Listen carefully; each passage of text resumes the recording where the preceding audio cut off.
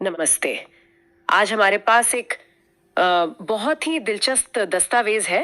ये दी Buddhist society of India की जावली तालुका शाखा के एक बौद्ध धम्म परिषद से जुड़ा है।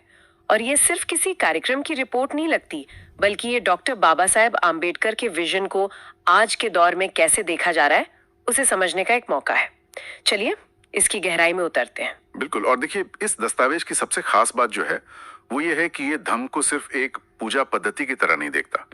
यहाँ इसे मानवता, बराबरी और न्याय के लिए एक संघर्ष के रास्ते की तरह बताया गया है।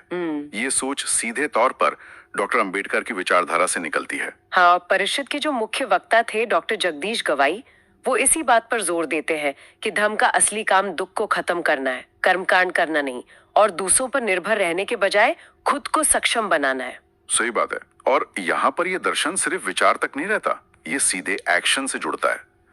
एक बहुत बड़ा आह्वान किया गया है हर घर में समता सैनिक दल का कार्यकर्ता तैयार करने का। ये एक बहुत ही महत्वपूर्ण बात है। एक मिनट, जो लोग शायद नहीं जानते ये समता सैनिक दल क्या था, इसका जिक्र इतना अहम क्यों है? देखिए, समता सैनिक दल की स्थापना खुद डॉक्टर अंबेडकर ने की थी 1920 के दशक में। ये एक तरह से बराबरी के लिए लड़ने वाले स्वयं सेवकों की एक फौज थी जो दलितों और पिछड़े वर्गों के अधिकारों की रक्षा करती थी। अच्छा। तो जब आज हर घर में उसके कार्यकर्ता तैयार करने की बात हो रही है, तो ये सिर्फ एक नारा नहीं है, ये जमीनी स्तर पर सामाजिक बदलाव के लिए एक बहुत अनुशासित संगठन को फिर से खड़ा करने का सीधा बुलावा है। दिलचस्प है। तो डॉक्टर गवई ने इस काम को आगे बढ़ाने के लिए कुछ शर्तें भी रखी थी, मतलब ये सिर्फ कोई भी शामिल हो सकता है ऐसा नहीं था? हाँ, बिल्कुल।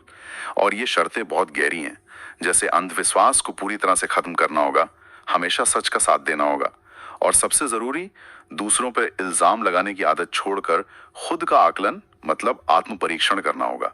मतलब जब तक आप खुद को नहीं बदलते, आप समाज को नहीं बदल सकते। ठीक यही उनका एक बहुत मशहूर कथन है, धम्म सीखे बिना मनुष्य का निर्माण नहीं होता। और यहाँ धम्म सीखने का मतलब सिर्फ किताबें पढ़ना नहीं है, बल्कि इन सिद्धांतों को अपने जीवन में उतारना है। व्यक्तिगत सुधार और सामाजिक तरक्की, ये दोनों साथ साथ चलते हैं।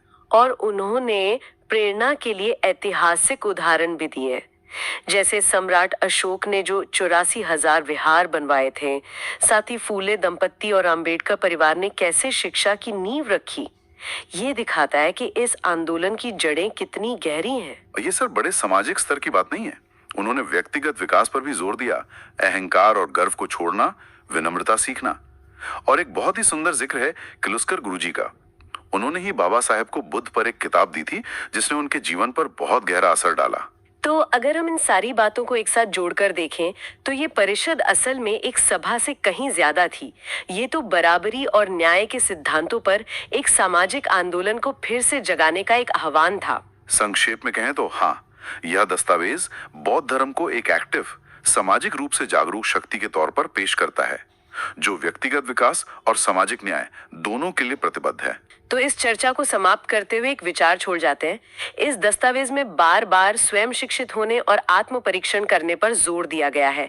आज की सूचना से भरी दुनिया में जहां हर तरफ शोर है, किसी भी सामाजिक या व्यक्तिगत लक्ष्य के लिए इन दो सिद्धांतों का वास्तविक अर्थ क्या हो सकता है?